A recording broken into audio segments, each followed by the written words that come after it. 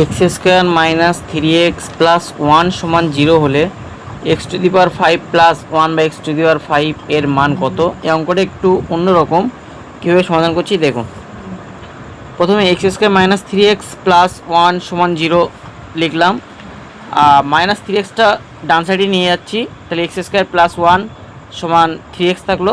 উভয় পক্ষে আমি এক্স দিয়ে ভাগ করছি, তাই লিখলাম এক্স দিয়ে উভয় পাশে ভাগ করে পাই, এক্স দিয়ে উভয় পাশে ভাগ করে পাই এক্স স্কোয়ার প্লাস 1 বাম সাইডে আছে, সেখানে আমি এক্স দিয়ে ভাগ করছি, আর ডান সাইডে 3x, সেখানে এক্স দিয়ে ভাগ করছি, এক্স এক্স কেটে যাচ্ছে। আমি ওইটাকে আলাদা করে নিচ্ছি, x square by x plus 1 by x, একটা এক্স কেটে যাচ্ছে, আমি ডাইরেক্ট করে দিলাম, আর ডান সাইডে এক্স কেটে যাচ্ছে, এটাকে 1 নম্বর লিখলাম। এখন এই 1 নম্বরকে উভয় পাশে বর্গ করে দিচ্ছি।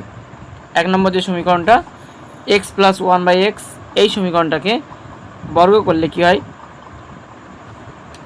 বাম সাইডে এক্স প্লাস 1 বাই এক্স তার হোল স্কোয়ার, ডান সাইডে 3 square.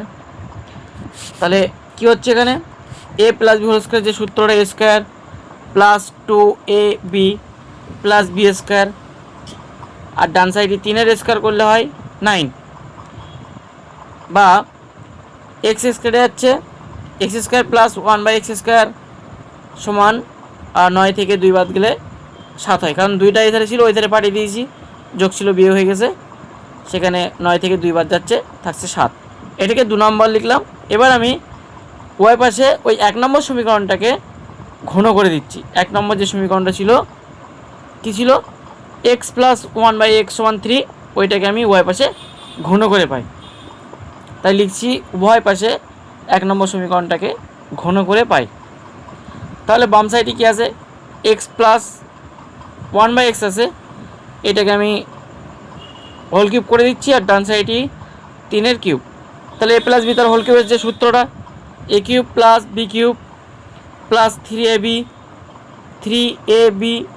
Into a plus b সমান 3 কিউব করলে হয় 27।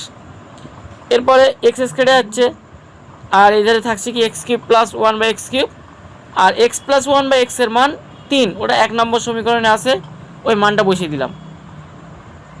এটাকে পাশে লিখছি বাই 1, মানে 1 নম্বর সমীকরণতে পাওয়া যাচ্ছে এক্স প্লাস 1 বাই এক্স। তারপরে লাইন হচ্ছে 3 3কে 9, এই 9টাকে আমি ডান সাইডে পাঠিয়ে দিচ্ছি, লিখলাম x plus 1 by x cube সমান 27 মাইনাস 9 থাকছে আমার 18। তাহলে x cube plus 1 by x কিউবের মান 18, এটাকে আমি 3 নম্বর সমীকরণ লিখলাম। এখন 2 নম্বর সমীকরণ আর 3 নম্বর সমীকরণকে গুণ করে দিচ্ছি, তাই লিখছি 2 নম্বর এবং 3 নম্বর সমীকরণকে গুণ করে পাই। 2 নম্বর সমীকরণ কী ছিল, x square plus 1 by x square সমান 7, আর 3 নম্বর ছিল x cube plus 1 by x cube সমান 18। তাহলে বাম সাইড এবং ডান সাইড আলাদা আলাদা গুণ করে নিচ্ছি। গুণ করলে কী হয়, x to the power 5 plus x plus 1 by x, একে একের সাথে গুণ করে দিচ্ছি। তারপরে x 1 by x to the power 5 আর 7 8 126। এরপরে কী করছি, এক্স টু দি পাওয়ার 5, আর এখানে